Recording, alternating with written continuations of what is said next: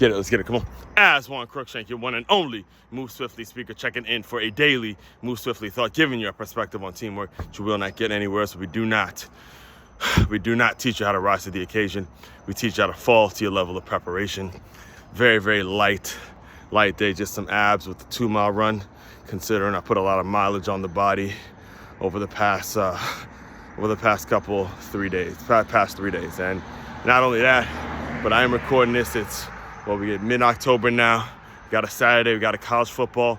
We're, again, playoff mode now, all right? For those of you who do not know, I am an incredibly psychotic Michigan Wolverines football fan, and we're at a crossroads right now. We're at a must-win, and everything is playoff mode now. We have no more time. If we want to be a college football playoff team, and to be 100% honest with you, I think that the only way to retain, and I like Sherrone Moore, the only way he gets retained, considering what they spent to get Bryce Underwood, that the only way to remain as the head coach, as you saw what just happened at Penn State, the only way that he's going to remain as the head coach is if we do make a playoff run and or we beat Ohio State again for a 5th year in a row.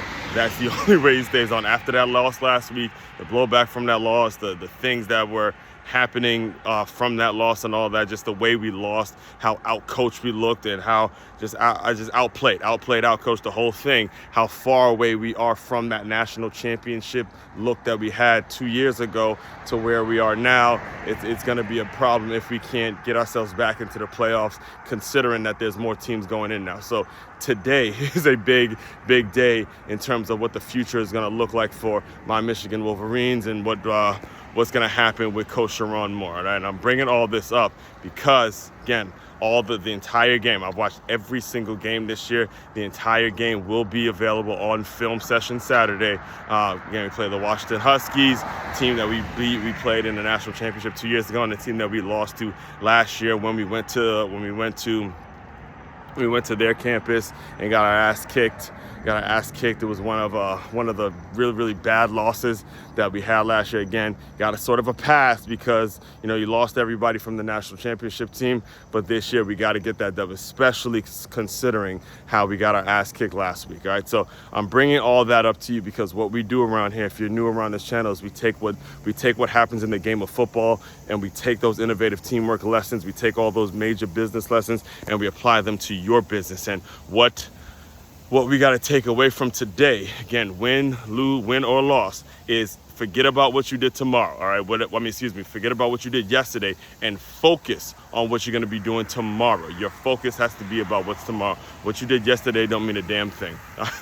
You have to move on from it. And I'm telling you this because the way Coach Sherrone Moore got this job is because he did an excellent job filling in during that national championship year, the 3 games in which Coach Harbaugh was suspended. He stepped in, and there was the major part of the season. He goes, not just he, but him, Jesse Minter, the whole team rallied around him. They win out, they win a national championship. And again, it was clear Sherrone Moore needed to get his opportunity. Well, he's been given his opportunity, and right now is where stuff gets real. All right, it gets real now. So you got to go out and get that dub. You got to get that. And again, it's not just on one person, but at the end of the day, it is going to be that one person who's responsible for the W or the L, which is the way the game is and the way the leadership has to work within your organization.